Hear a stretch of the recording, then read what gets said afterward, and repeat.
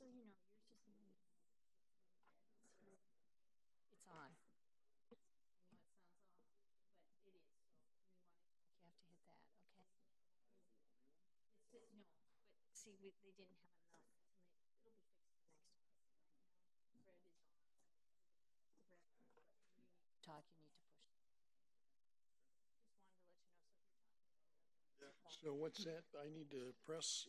You no, your mic is on all the time. So right now it's on. But if you're talking, hold it. Gotcha. Right. Minute. But right now it's on. Same for you, Linda. Your mic is on. Your mic is hot. It's on. And this talking. Hold it. But if you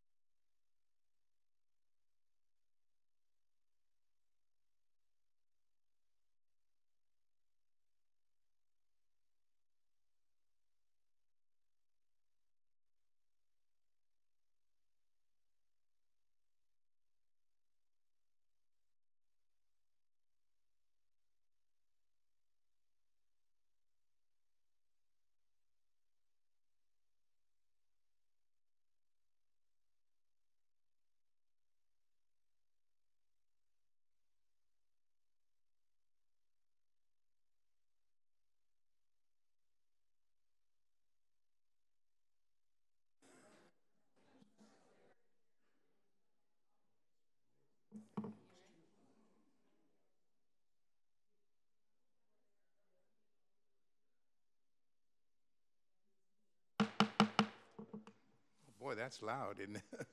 I wish to reconvene to open session. Could you please stand and join me for the Pledge of Allegiance? I pledge allegiance to the flag of the United States of America and to the republic for which it stands, one nation, under God, indivisible, with liberty and justice for all.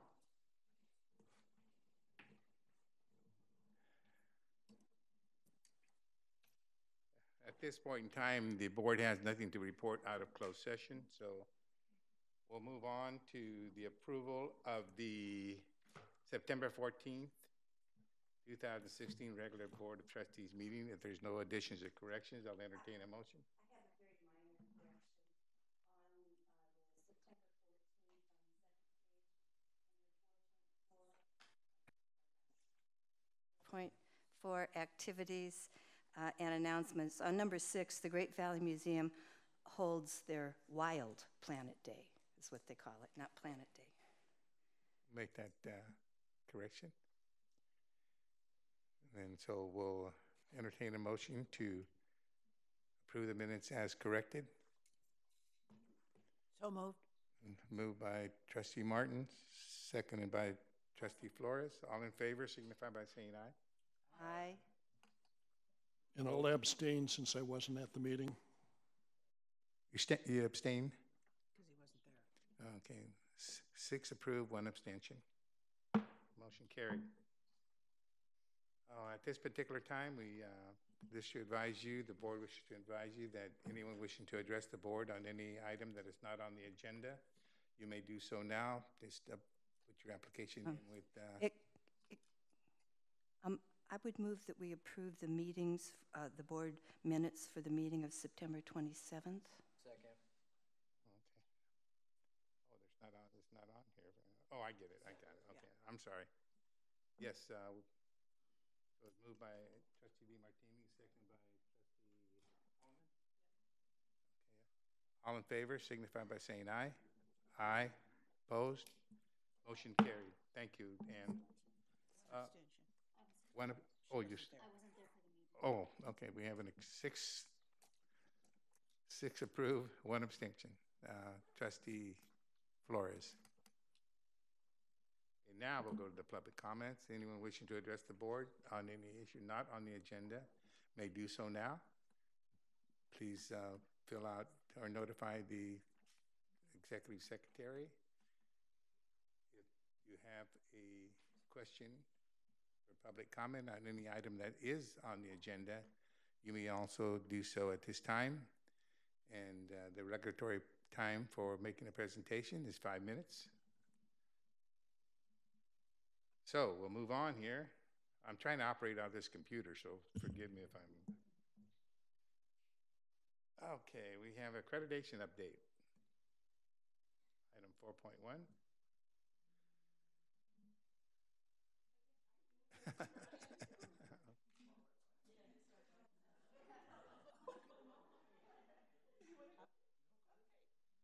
Good evening, Chair Rojas. How are you?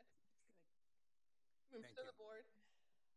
At Modesto Junior College, since we last spoke, we have gotten our writing team together, and we started to review some narrative, and we have also started to track the places in the standards that relate to our bachelor's degree, because we have a little extra work to do in our sister college in responding to those prompts. We have an accreditation council meeting this week, tomorrow. And so we will bring the council members back from the summer and get them up to speed on where we are and get them back engaged in working across the campus. I don't know. Push the button.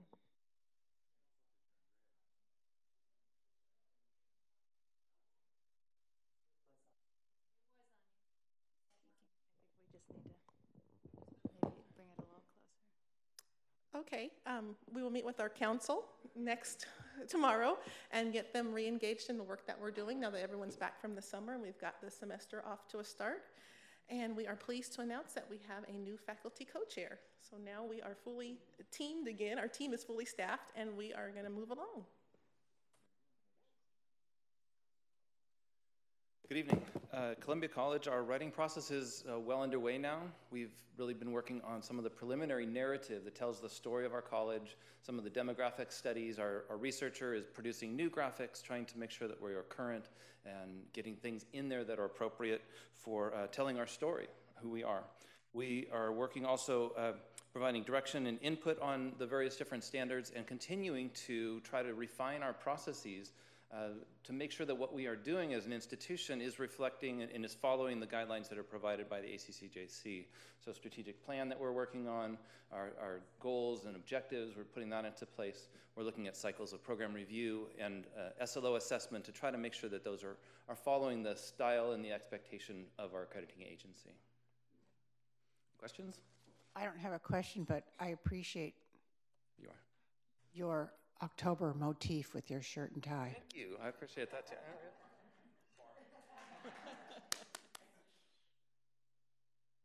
Thank you. We will now proceed to constituency report. We have student senate activity report. Do we have anybody from? Come on up to the mic. Hello, board. I'm sorry I'm not normally dressed up. Just got out of class and drove down here, so I was kind of in a rush, and it was ceramics, so you know how that goes. A little dusty. So, ASCC, we did Constitution Day, which I briefly touched on last month. We registered a few dozen students to vote, so that was fun. We will also be attending 2 conferences in the next month. One, which is the California Community College Student Affairs Association Leadership Conference, which is pretty much the advisor throne conference. And then also the Student Center for California Community Colleges General Assembly Conference. So both of those, we look forward to great participation and bringing back different things that we can use as presentations in different forms we plan on doing in the summer or spring. Along with that, almost all of the executive positions of ASCC are filled right now. The only one that isn't filled is currently my vice president spot. So that was great. Coming into the year, most of those spots were vacant. We also have the most full ASCC Senate that we've had in the past 3 years, and that was the most full one we've ever had. So looking forward to this great year. Currently, we have a ping pong tournament coming up in early November. We also have a hot cocoa social that is going to happen either in late October or early November as well. A Halloween movie night, which we're planning on doing the 27th of October. Renovating the Student Center right now, we're going to be adopting a new technology plan and changing out most of the technology in there. So that way we have innovative things that students can use. I'm working with our IT department on that. Also working with the college on accreditation and the different standards. So always fun. Also this Saturday, we will be helping the college with the fitness trail renovation from 9 to 2. So if you haven't heard, we're going to be renovating the parkour course on campus. ASCC donated $3,000 in the spring, and so we're really excited about this project. And that's what we've been up to. Are there any questions? What's the movie for Halloween night? That has not been decided yet. Oh. But I will let you know. Okay. Have a great night. Faculty representative of the board, Michelle? Oh, I'm sorry, MJC. I didn't see anybody. I almost called on SG. How could you forget us? This is where we're at. Anyway, I'm Alexis Dye. I am the ASMJC rep. So far this year, we have had 5 Flow Wednesdays, and we've been able to serve over 2,000 students. If you're unfamiliar with Flow, it's an acronym for free lunches on Wednesdays. So it's really great. We get to serve our any MJC student. Our Constitution Day was also very successful. We passed out over 400 constitutions, which is pretty good considering the upcoming election. Right now, we're also preparing to participate in homecoming. ASMJC was actually able to put in $3,000, so that's nice. We're co-sponsoring it with the athletics department. Right now, Club Rush just passed. Over 20 campus clubs showed up, and according to staff and students, it was actually one of our most successful Club Rushes yet. Right now, we are sending 15 to 20 students from our student government to a conference called Seesaw. It's a leadership conference, so that'll be coming up. And we are in the process of planning and implementing our senator projects. Are there any questions? I have a I had question. one, but you answered it. I was wondering what everybody was doing on the quad. Oh. I was on campus. I'm like, what's everybody lining up for? I have a question. Speaking of food and feeding students, at one time last year there was talk of a pantry, a food pantry. I was wondering how that's progressing. A talk about food pantry? Yes. You know what? Right now, it seems like we are just doing food like from Subway or Taco Bell. The food pantry, to my knowledge, hasn't made much progress, but I'll mention that at the next Student Senate meeting. Okay. All right. I'm sorry, I didn't catch your name. Alexis Dye. Thank you very much. Thank you. Now we'll go to the faculty representative to the board. Hello, everyone. I noticed that later tonight on your agenda, you have your special priorities for the year. And as you know, I'm very interested in your special priorities, and I like goals. And of course, last year I looked last year and chose the graduation issue, which is still on there, I see. And so I want to tell you about graduation, that I am working on a plan to keep the momentum going at MJC so that it wasn't just a one-time thing, but I want to institutionalize the things that worked and improve on a few things and to kind of keep that momentum going. So I hope that soon I will see you take that off your list. The other thing that I'm very interested that I want to work on this year is sabbaticals, number 3. It seems that you have some ideas or some current concerns about sabbaticals, so I've decided that this year that's something I want to talk about and work on with you. And I will, over the next few months, I will be talking about sabbaticals, and I have some ideas, and I'm eager to answer any concerns and questions that you have. So if you have anything particular that you want me to address or work on, then let me know. Otherwise, I'll just kind of present to you some ideas that I have. Do you have any comments now? That sounds great. Good. Yeah. Thank you, Michelle. Thank you.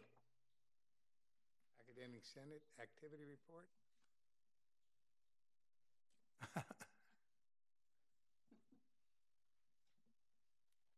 evening. I'm going to probably end up reading my report, so forgive me. Recently, while I was on the treadmill at the fitness center, my treadmill partner was regaling me with several stories of folks annoyed with Columbia College's website. And he finally said, "You know what? You don't have a marketing problem. You have a website problem." And he said, "Have you ever tried to register for a class? It's very frustrating." I had to agree with him because I had a similar situation during the summer trying to get my parking permit. And thankfully, Marty, the former vice chancellor, walked me through it, and it took us 20 minutes. Whenever I'm on the website, I try to approach it like I'm a student, which means that I might not remember all the acronyms that we all deal with. Our language is pretty specific. But it was so frustrating, and when I realized is when I have a specific issue with it, it's immediately dealt with. So I appreciate that. But then I thought I would like to hear from some of the students and the faculty members. And so I'm going to share with you a letter from a student and a letter from a faculty member. So for the faculty member, and I'll cut through some of it, I think the single biggest issue affecting our school is that there is no human being on the other end of the phone when you call Columbia College. This easily could be solved with student operators. This individual has been frustrated many times as an instructor trying to get help. And she said, "I can only imagine what it's like for students of any age when their question is not answered." Specifically about the website, she said neither her or her husband, college graduates, were able to register with the class without assistance. And what she said is the process is unnecessarily long and lengthy, particularly for something like a 300 class, which I believe are health fitness classes that are no credit. They ask you things like entering all the schools you've ever attended. Her mother-in-law had wanted to take classes for 5 years, but she was confused when the schedule no longer came. A major mistake, they think. She finally registered her mother-in-law, and now every year the administrative assistant in HHP does it for her. Actually, that particular administrative assistant is registering many of the people because they find it's so frustrating to deal with. Also, it's hard to find classes on the website because it asks for so much information that isn't needed, like the day and the time. Many people don't know they can just hit search and see everything. So that was a faculty member. And one student that I'll share her story with, she said, "I'm a current student at Columbia College, and it's come to my attention that you may be interested in hearing about the difficulty that students are having with college registration. Prior to the beginning of the year, I had a friend who was interested in attending Columbia College, her first time.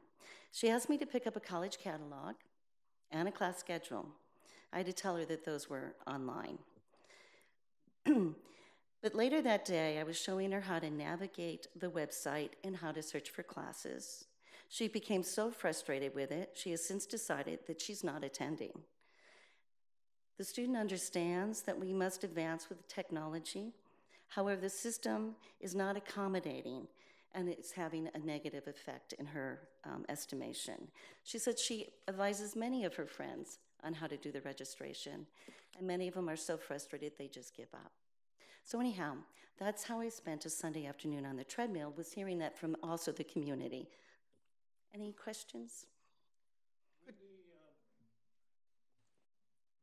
websites, do you, through your friends at other colleges and districts, do you know any model website that we could learn from? I don't, but that's a good question. I should investigate that. I myself have never tried to register for a class, so I'm a little bit ignorant of the frustrations that particular process takes. But it sounds like it's a little unwieldy. A couple of other faculty members say there's questions that you're asked that are absolutely unnecessary, or maybe could come at the end of the process. Also, the fact that students have to wait to have their W number in effect. And so that also is frustrating for them. But your suggestion about looking at other ones is a good one.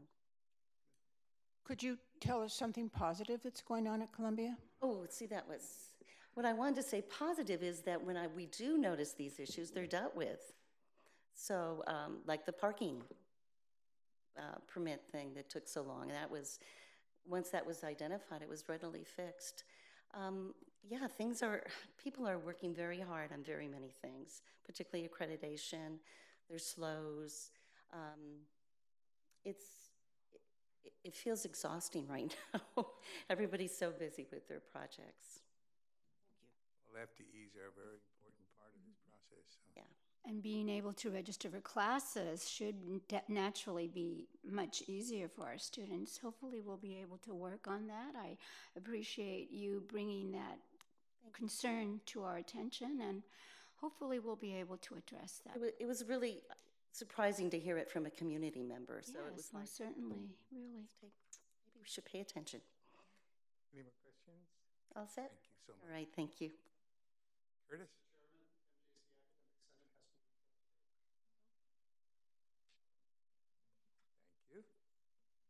All right, the leadership team, LTAC.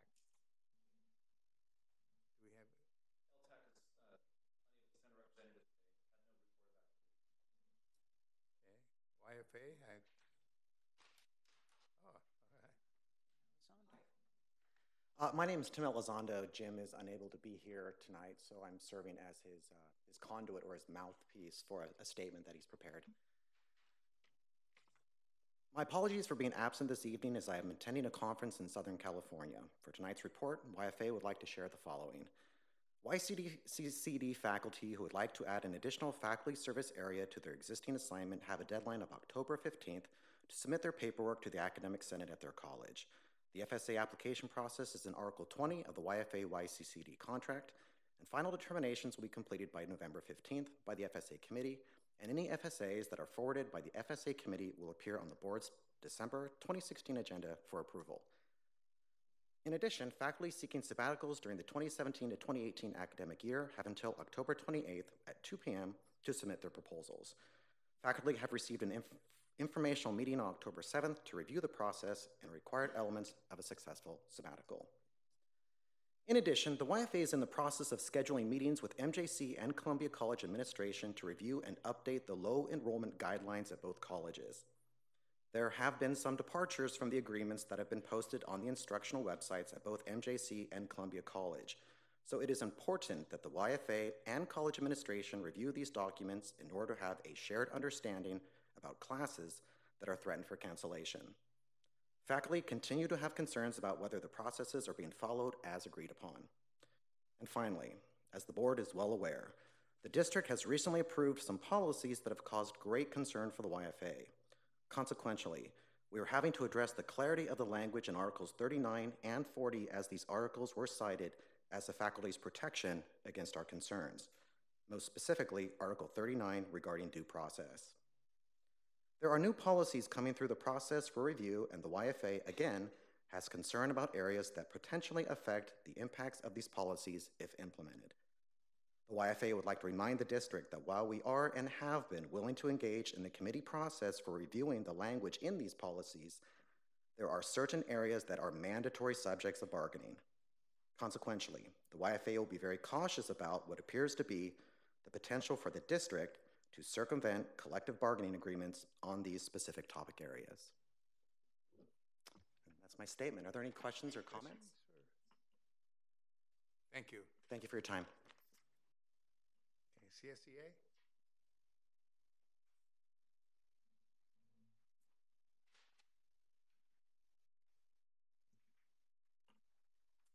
Good evening, Chair Rojas and Board. I'm going to go off of my script for a moment, and I want to recognize the IT folks here in my department that have done fabulous work to get this building up and running. Thank you, guys.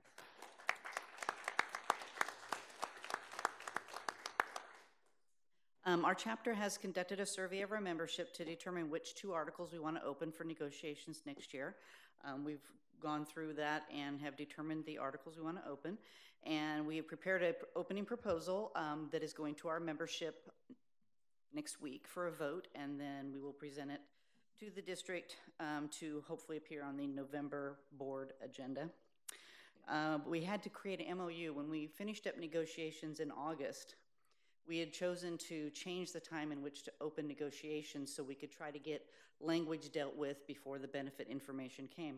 Well, we didn't realize that once we voted on that, we had to open right away. So thankfully, Gina and worked with CSEA to extend the deadline in which to open negotiations for this next year. I attended the Chancellor's Candidate Forum this afternoon. Thank you very much for that opportunity. That was very enlightening.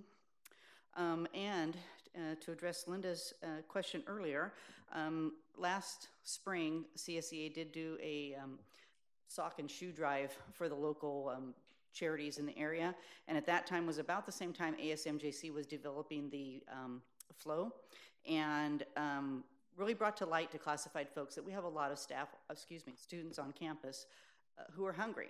And so I had an interest in taking that forward. I met with James Todd, the VP of Student Services. First, I'd gone to Brian Justin Marks, who's the, I don't know his official title, but he's the, what's your title? Anyways, he helps with the student government. And he referred me to James, and I spoke with him. And since then, he is creating a task force that I hope to serve on. And what my goal is, and I've been working with Dorlyn Folletti, who's a classified staff person at Columbia, who works with the food bank up there. She had a lot of great ideas that I shared with James. And so hopefully this task force can get together. We have a lot of issues, space. Who's going to operate it, when are the operating hours, that kind of stuff. So that has to be worked out. One of my ideas is that if I can get every classified staff, when they go grocery shopping once a week, to pick up one additional item to drop off to the food bank, that would be awesome. And then if we can partner with the local charities, which that's what they do up in Columbia, then we should be able to provide a lot for our students, because we know it's hard to learn when you're hungry. Okay, so down to my student stories. I have some more student stories.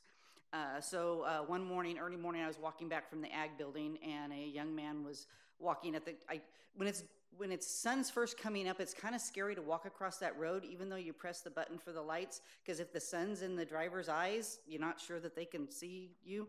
And so I'm always very careful walking across, and there was this tall young man, and so he and I were walking across the crosswalk together, so I started a conversation. I said, wow, you're here awful early. He said, well, I have to come because my sister drops me off. And I'm like, okay. And I said, this your first semester? Yes. And I said, well, where'd you go to high school? He says, well, I'm still in high school. I'm homeschooled. And so then I said, wow. I said, how's the culture on campus? Is it like a shock for you? He says, oh, yes, it's so diverse. And then he said, I have to say, though, every staff member has made me feel welcome. And I told him that's our goal. So I'm glad that we're achieving that goal. His name was Owen. Then another early morning, Friday morning, a mother and a young student were frantically wandering around East Campus. And I had just come from the ag building, and they were there for Ag Senior Day. And I said, well, I just came from the ag building, and there's nobody there. So I made a phone call to facilities and said, hey, there's a senior ag day. Where is it? Well, it happened to be on West Campus. And then, then these people were from Tahoe. They drove down from Tahoe that morning. And I said, well, it's on West Campus, and had no idea where Modesto was. So luckily, I had seen Brian earlier in the morning, so I went to the student center, and he was able to get me a map. Unfortunately, it was just east and west, but I was able to draw, how to get to West Campus. And the young lady wants to be a veterinarian, and she's very excited for coming. She was interested in the student housing, and I told her, make sure and ask at Ag Day. The reason I bring that story up is it's so important for classified employees to have connections. If I didn't know who was in the facilities office who could tell me what was scheduled on campus and where, and if I didn't know someone who could get me a map, I probably would have, what would I have told the student? I don't know, and that's not the service we need to provide. They were here, they drove all the way down from Tahoe early in the morning, and they needed to find their destination. So I have no follow-up. I don't know if she found it, but they seemed pretty determined. And then one last story. This story was shared with me by one of our program specialists in the SSSP program. She had come into the office, had been out in outreach for a couple days, and an adult student came in very upset and had just failed one of her first tests and wanted to go into the nursing program and was basically ready to throw her hands up. And luckily, this student had met our program specialist at New Student Welcome Day, so she recognized her. She says, "I was looking for you. I've been calling you." And they got together, and when they went into the office, the student broke down in tears. Just, I can't do it. It's not going to work. After about an hour of talking, she was built back up, got her confidence back up, was ready to go back in the classroom, and turned around and told our program specialist, she says, "I'll see you at graduation." So that was awesome. Okay, that's it. Questions? Questions? Thank you. I kind of experienced the same story too, that I was on East Campus Monday, and the crosswalk across College, with all those cars parked in that parking section they got in the bicycle trail inside, and the light had just changed, and there was a lot of traffic coming south as well as going north, and they kept pushing the little button, and people weren't stopping. A few of them would stop, but the rest of them just kept going. And then today when I got here, there was a lady wandering around out in front, and she didn't know where Yosemite Hall was, so I guided her over to where it was. So I can have the same experience. I think we all probably have had that same experience. So thank you. And thank you, IT. Everything's working. All right, we go on to the academic activities and announcements at Columbia College. Board. You have my report. We have this Saturday coming, our Campus Pride Day.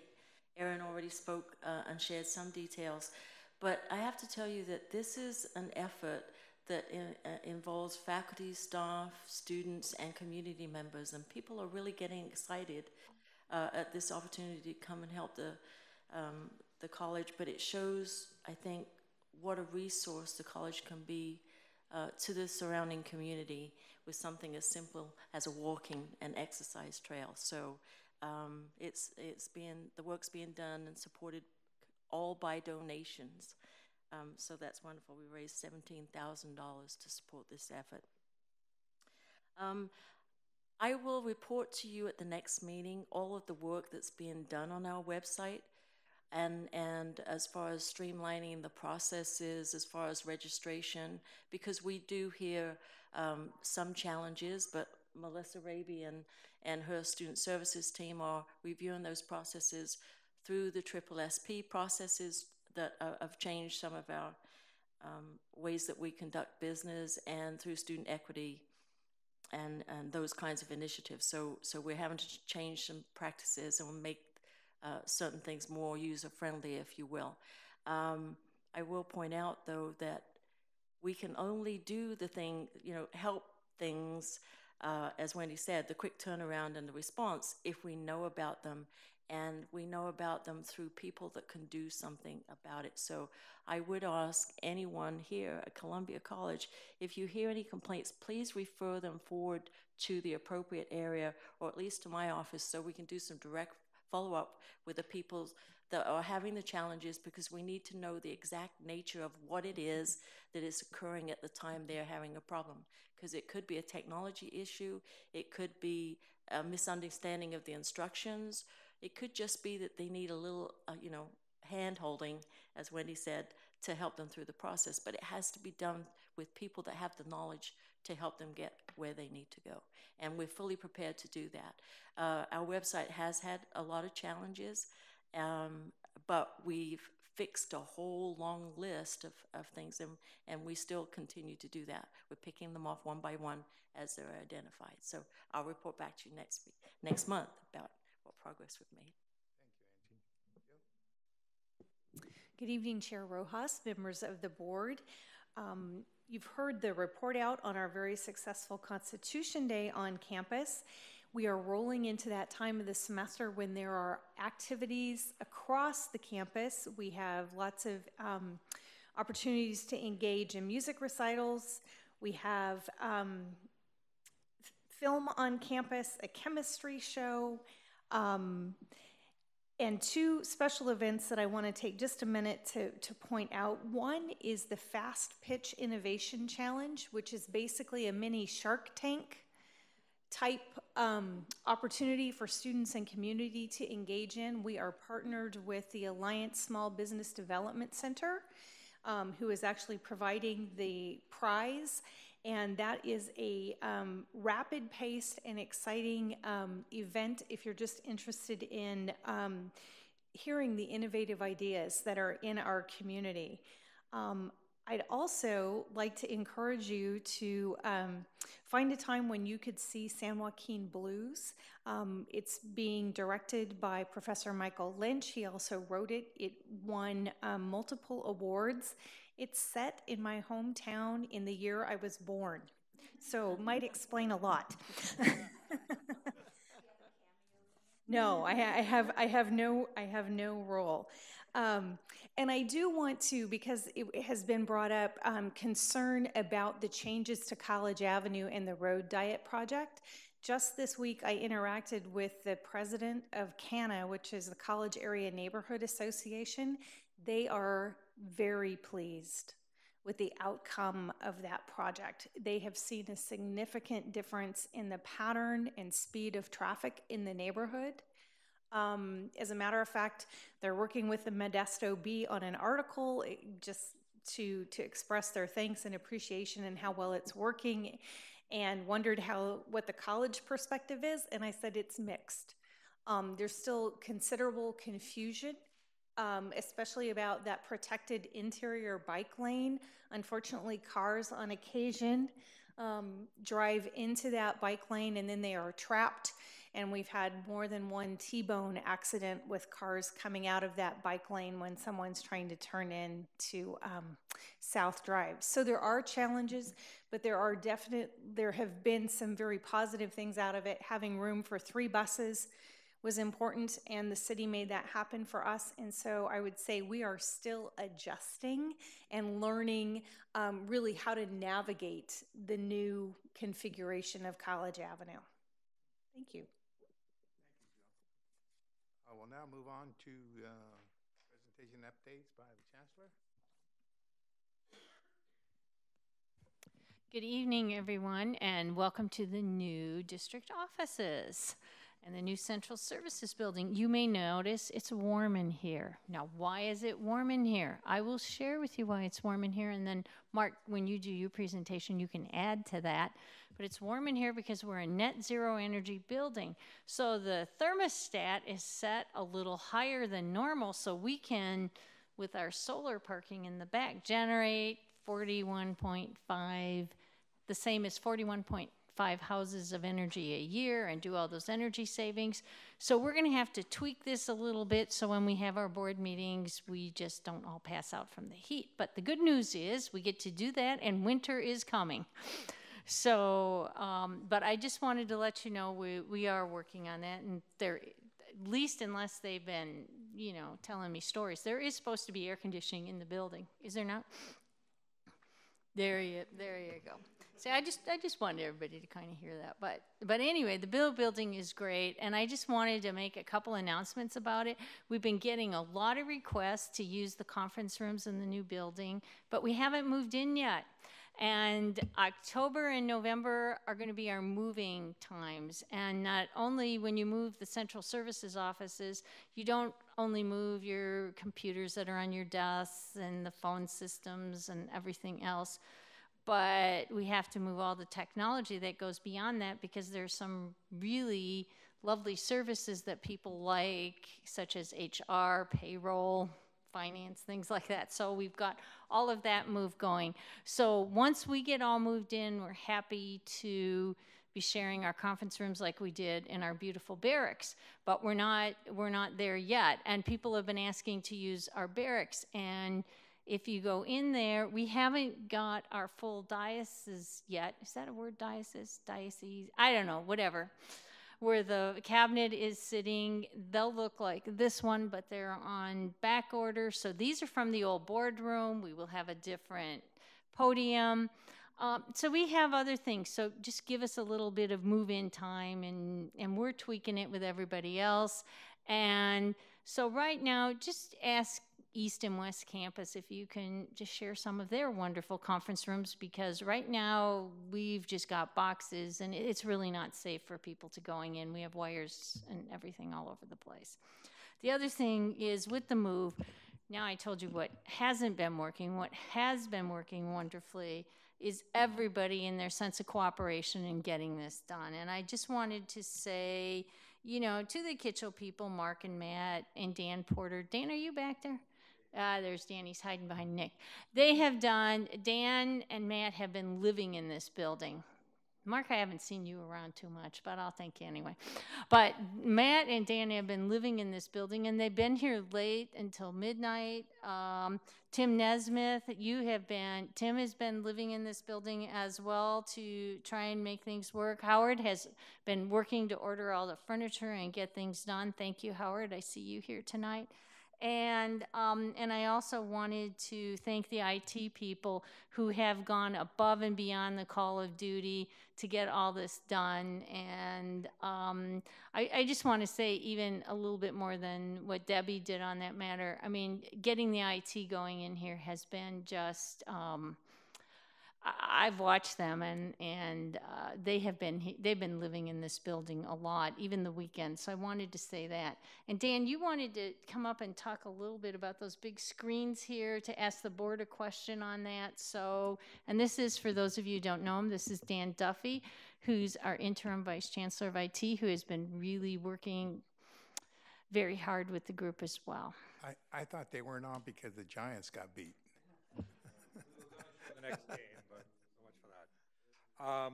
So there's a lot of new technology in this room, and we're going to break it in this evening, and we have our fingers crossed around it.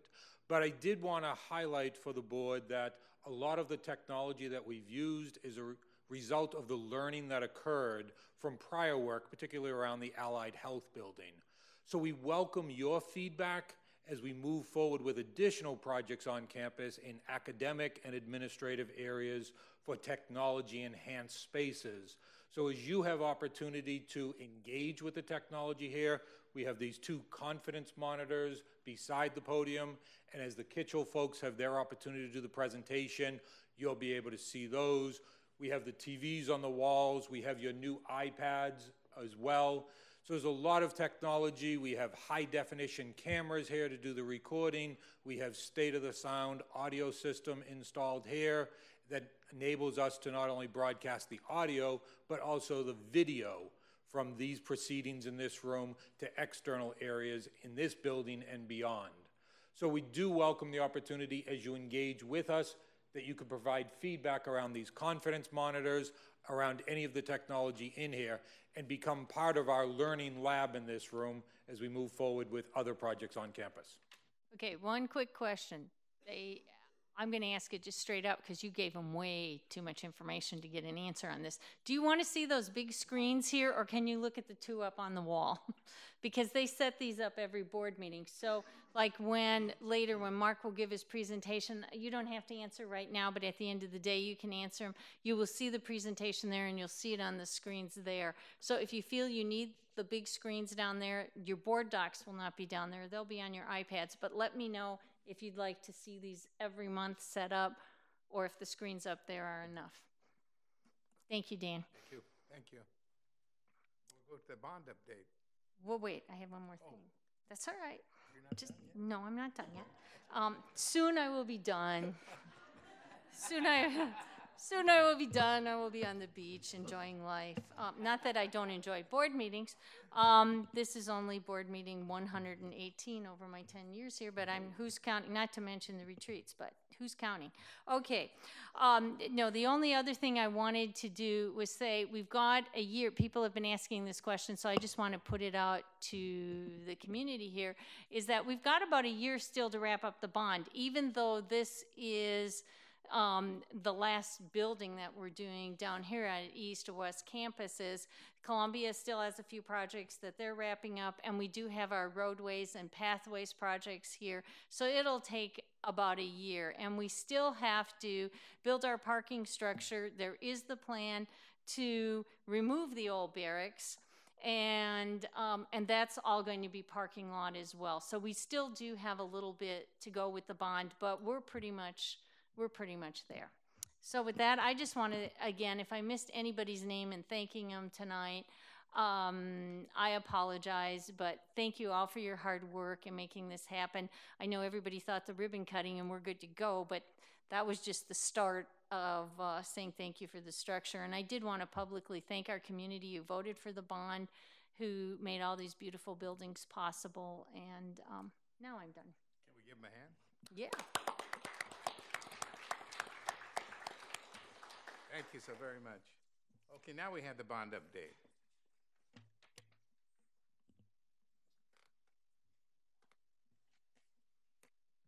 Good evening, everyone. So I was twice reminded so far this evening about how it is my opportunity to test out the audiovisual stuff.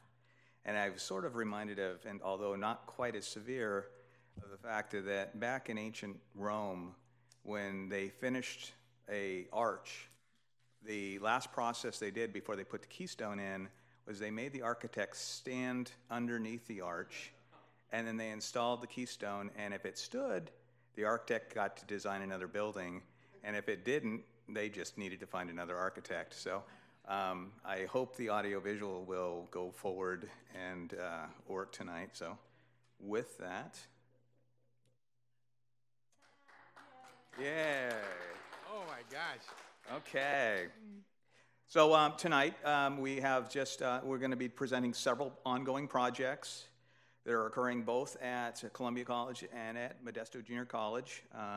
The first project we're going to be presenting is the Manzanita lower floor. I think most of you remember the fact that we had previously remodeled the second floor of Manzanita as the first phase in that project.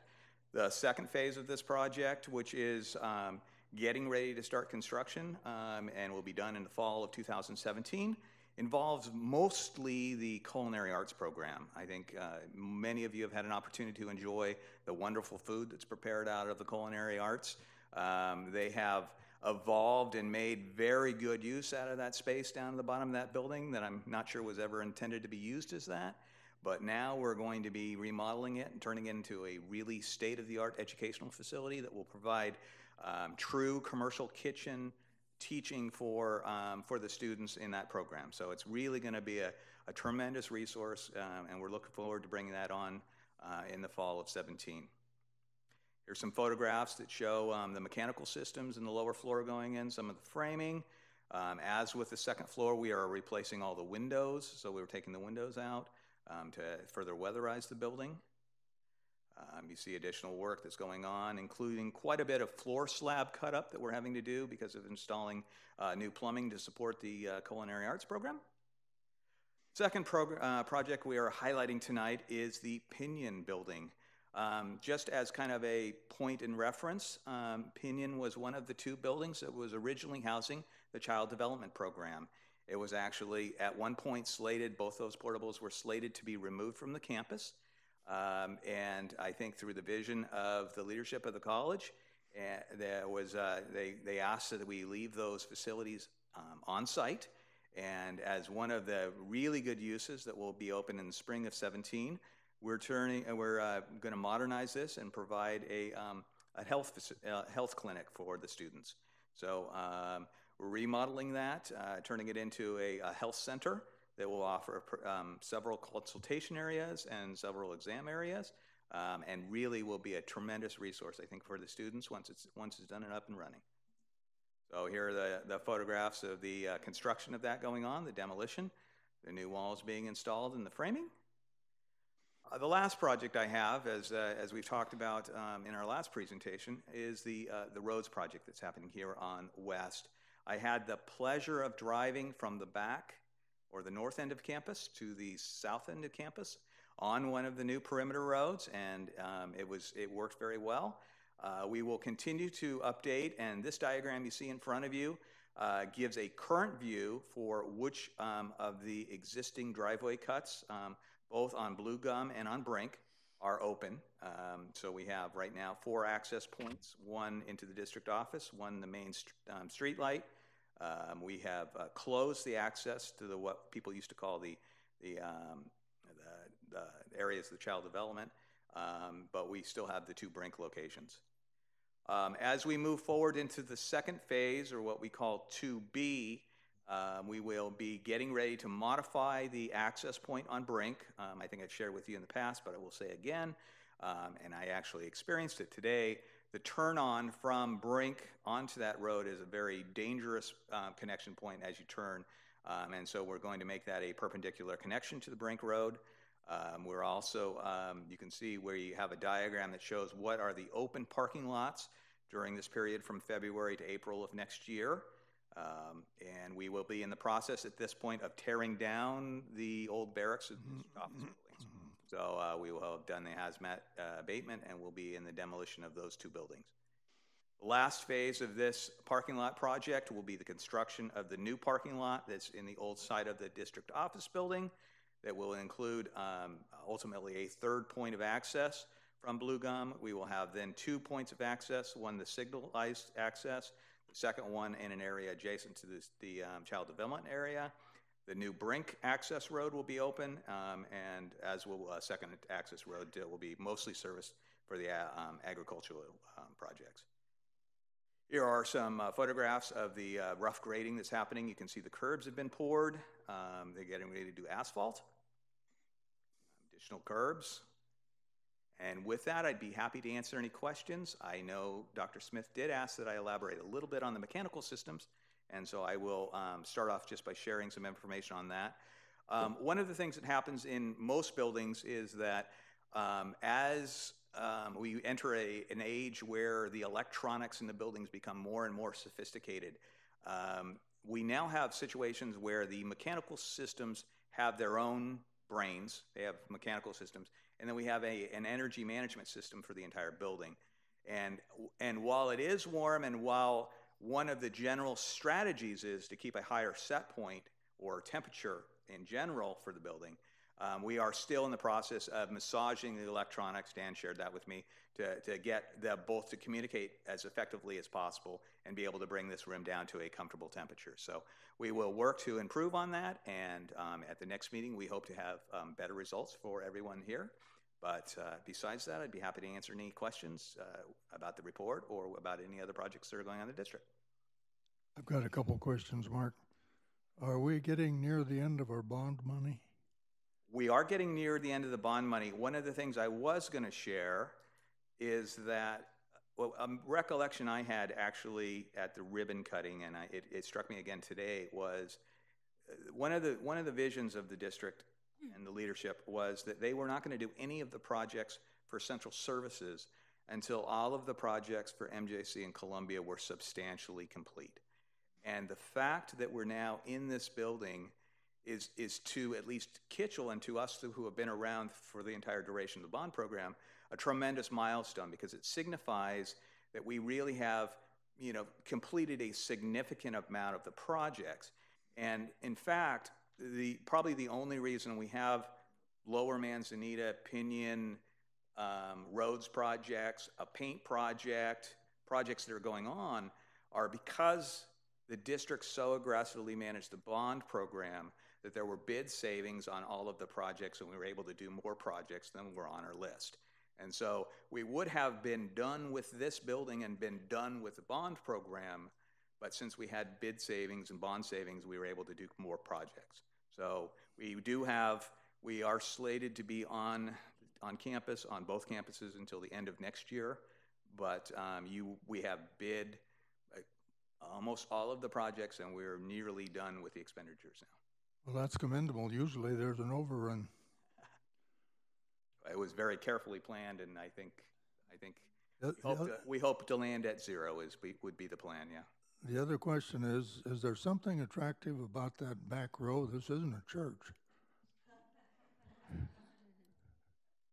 I was asked to sit in the back row by Matt, so I think we were just we were sitting back there we wanted all the vantage points from the room, so we normally sit in the front, but okay. Any other questions? Yes, I have a question. On the agenda, I'm interested in a little more information about the Great Valley Museum exhibit correction list, because when you look at the start construction 2010, I think we're dealing with an artiste, but tell me from your point of view. We are truly dealing with a perfectionist when it comes to the person who's doing the exhibits. Matt, is there anything we want to share on the Great Valley Museum exhibits completion? We're almost there. This is, I think, one of those things we've been at 99% for a long time. Okay. So, Oh.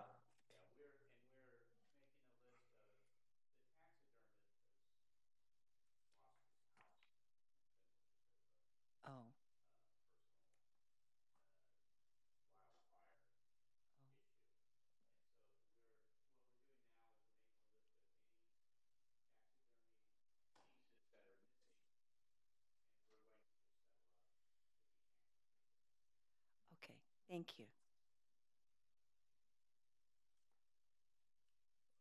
So with nothing else, I just want to... Any other questions? If there's other questions?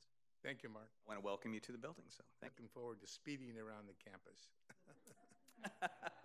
No, the concept with the roads is I'll slow it calming. down. Calming. Thank you. Yeah. Board Chair Rojas, I forgot the safety reports under my part of the presentation. So we have 2 safety reports. I think Lloyd and Gary are going to be doing them. So I apologize. I got so excited about being in the new board meeting. Plus, I lost my reading glasses somewhere in here, and I'm trying to remember everything on the agenda. I just have distance glasses on, and you all look really good from up here. But I can't read this, so whoever wants to be first, just come on up and do the safety reports.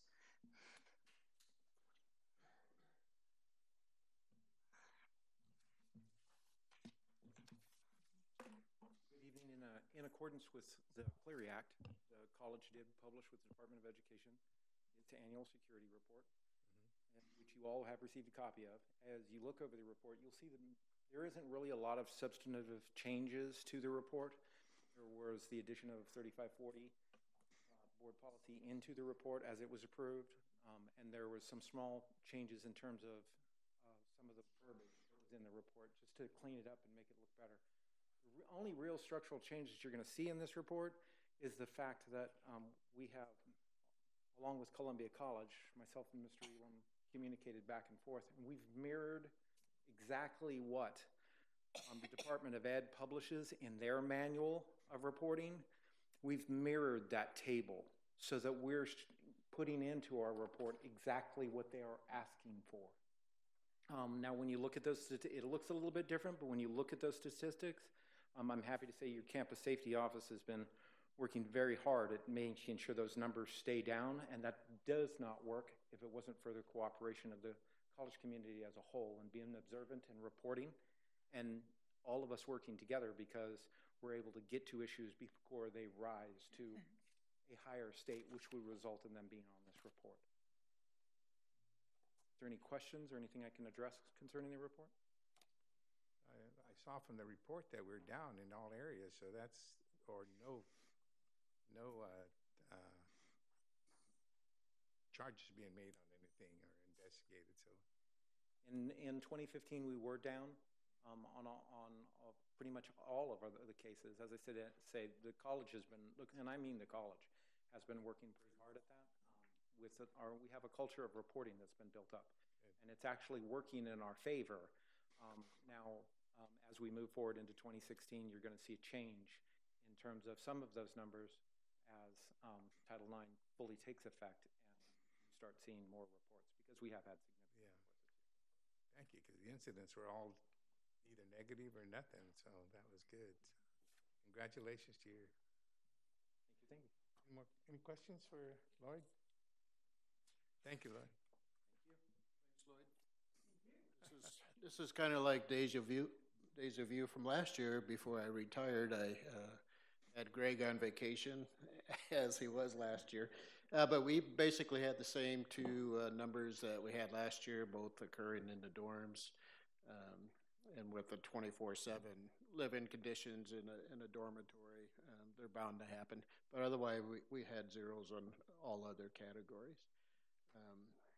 And I don't know if you had any questions, if you had a chance to look at the report. That's why I let Lloyd go first, because he says everything, and then I get to sit down. Any questions? And I want to just let you know I'm having another retirement party November 1st. Someone told me at Columbia you were like a bad penny. You kept showing up. All right, we're going to move on to item 5.1, and that's to approve the items 5.2 through 5.8. But before that, is anyone that have any questions on the consent calendar? If not, I'll ask Tom if he'll recognize our retirees. I will. I'll move that we approve item 5.2 through 5.8 and recognize the retirements of Michelle Christofferson, 34 years of service. Thank you, Michelle.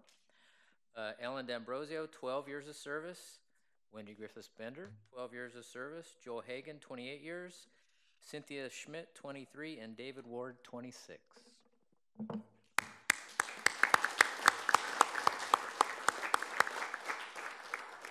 So we have a motion. May I have a second? Okay, seconded by Trustee Viss. All in favor signify by saying aye. Aye. Any abstentions or objections? Motion carried. Okay, now we move into number 6, board policy reading. We have a number of policies, 7110 all the way through 7700.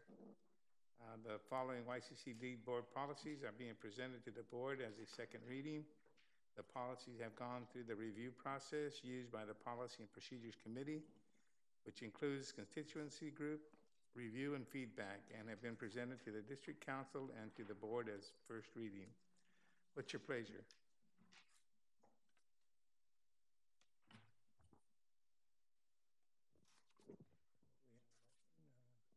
Good evening, board. I just have two. We have 8 that we're presenting this evening and worked with the ad hoc committee on Monday, and we just have 2 that we'd like to look at for recommended revisions. Okay, so let's look at 7211, and I gave you all a copy that had some red text on it. So we're looking at 7211, line 7, replacing the word process with procedure. And then if you turn over the sheet, page 2, the administrative procedure, we are looking at on line 26, changing the word procedure to process. And finally on line 29, removing the brackets around or instructions.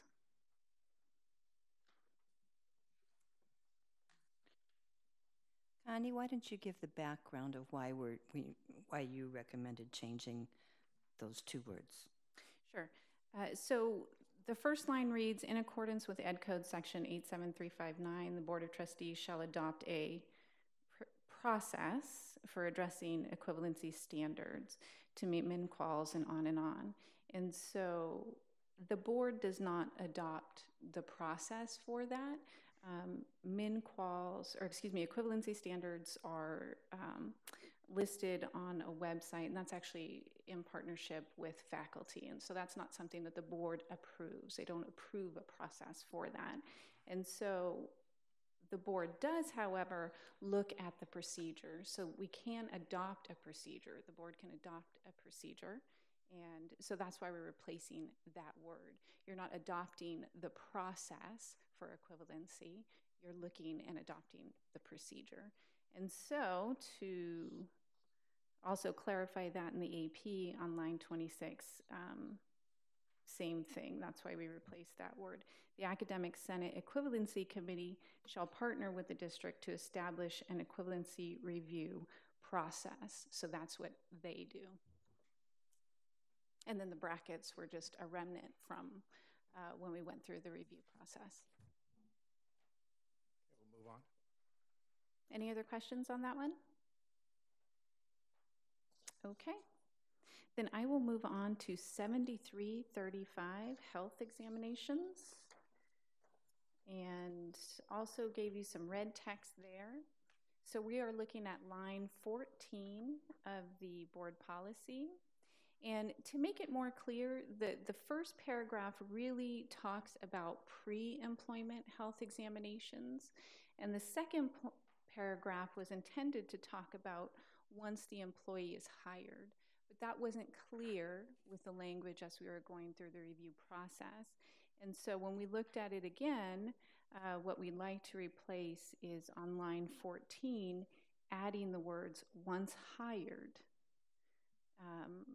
And then to go on, the procedures for this policy may require any, and rather than candidate, any employee, which it was employee, and because it wasn't really clear through the review process that we were speaking about two different phases, the review process yielded a change to candidate.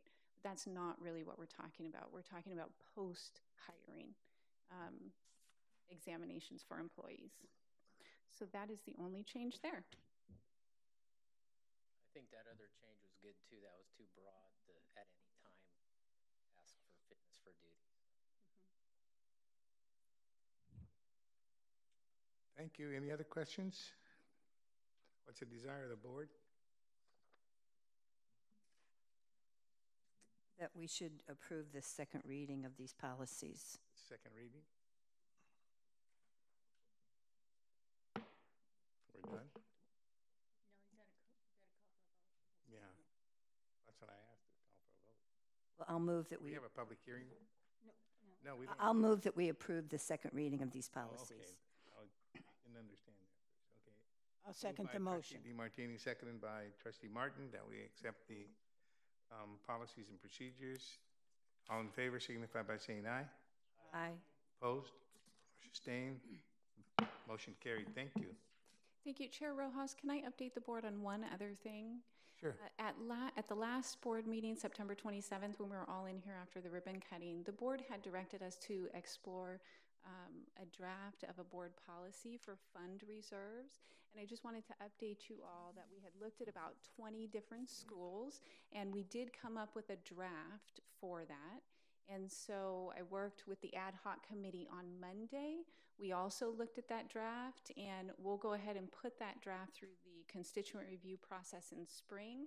So it's likely that you will see that in summer. Very good. Thank you. Now we'll move on to 6.2, Board of Trustees Special Priorities. We've all received a copy of I guess it'll be the final, unless there are some additions or corrections. Do you want me to read them, or will each,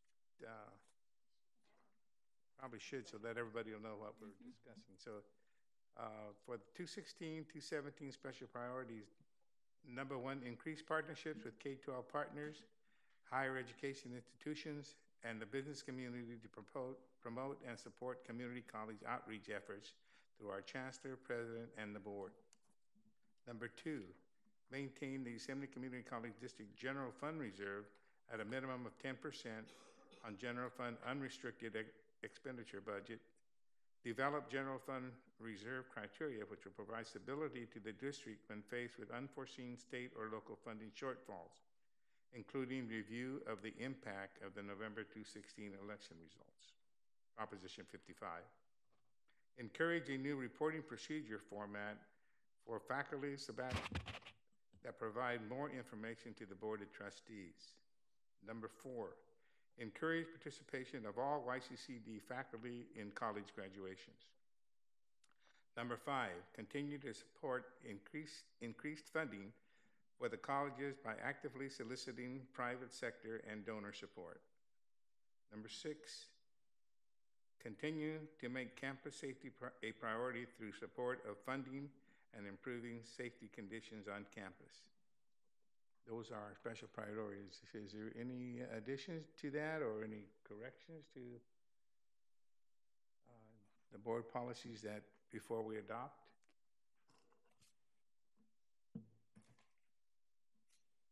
Hearing none. Let me find my place here.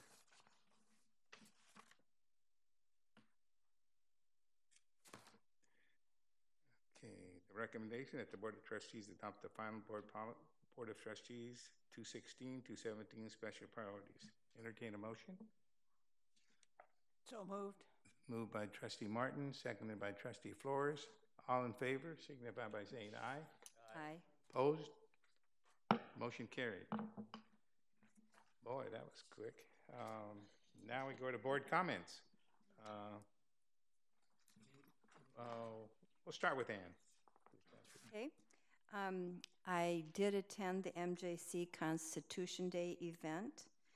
I was able to attend the Harvest Luncheon event for the MJC Ag Scholarships. I was here for the ribbon cutting and the special board meeting, our first one in this room. I attended the SCOE, the Stanislaus County Office of Education board dinner. I attended a GVM, Great Valley Museum meeting, and I attended the Chancellor Candidate Forums today, and that was it. I was on campus today too, attended part of the Chancellor Forum and our special meetings, of course. But then I had a special treat. I was asked kind of at the last minute to put together a tour for Attorney General Kamala Harris. And we had that recently. And I want to thank Joan, Connie, and Patrick for getting that together so fast and having it go so well. She had half a dozen events that day.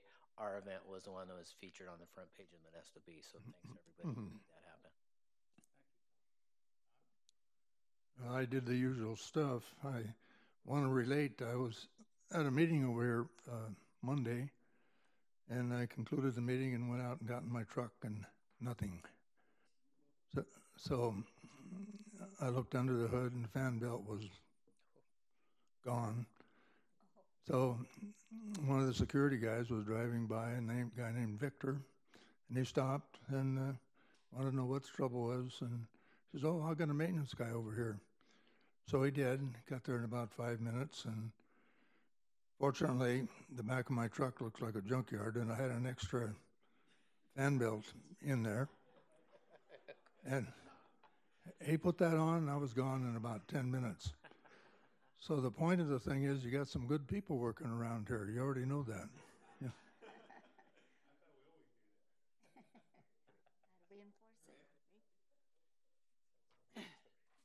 I attended the agenda meeting on Monday and the Policy and Procedure Ad Hoc Committee meeting on Monday and the Columbia College Foundation meeting, and attended the ribbon cutting for this lovely new building. And I also attended the search committee interviews for the chancellor position. I got to squeeze in the ribbon cutting for our central services building. I attended the chancellor candidate forums today, and also did attend the harvest luncheon. And I did have the opportunity to travel the last couple of weeks, and I'm dealing with jet lag as I just got in yesterday evening, but I'm glad to be here this evening.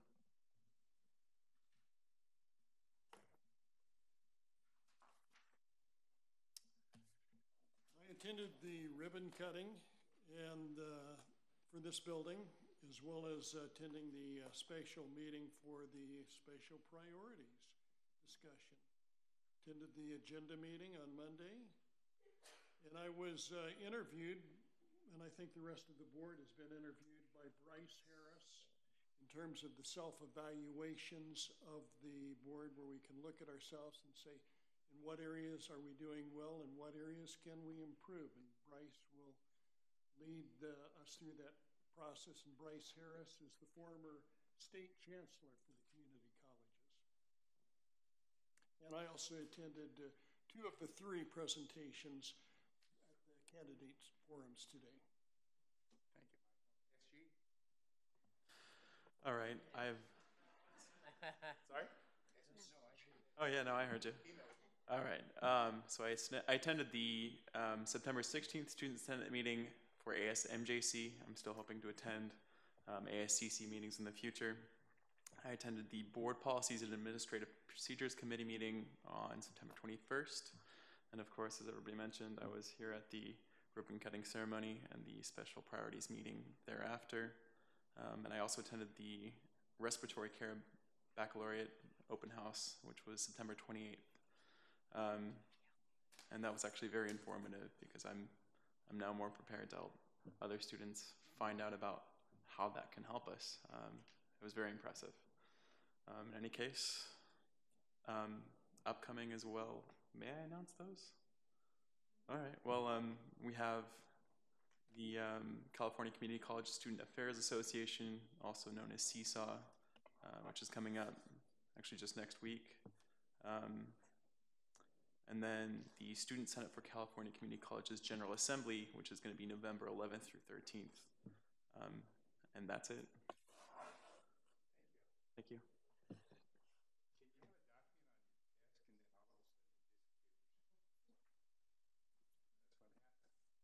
Anyway, I attended the Child Development Training Consortium, was really amazed by the affiliation they have with the entire state of California in providing training for those for students or faculty that want to participate in that training program. It was a nice event. I was very fortunate because there wasn't a whole lot of people there, but there was a whole lot of food. So I got to enjoy that. I attended the agenda review, and after the agenda review, I went over and visited the East Campus and spoke to a few of the members and spoke to one of Brian's people out there that they were doing some work outside. And then the Wednesday before that, I was there, and they were getting ready to feed all the students. So that was, students like to eat. They're hungry. And that's about it. So any other comments or questions? Oh, incidentally, I like to eat at the cafeteria. Once a month, I go and eat at the cafeteria. And it's an enjoyable process to visit with students and some faculty, and especially the cooks. I'm getting to know them, so they know what I want to eat. So that's good. Anyway. Yeah, I got it over here. So, okay, that's all right. Okay, announcements and adjournment. The next regular meeting of the Board of Trustees will be held on Wednesday, November the 9th, 2016. Closed session will begin at 3:30 p.m. and open session at 5:30 p.m. in the Yosemite Community College Boardroom, 2201 Blue Gum Avenue in the great city of Modesto. With that, meeting is adjourned. Thank you so much for attending. That's a quick one for us.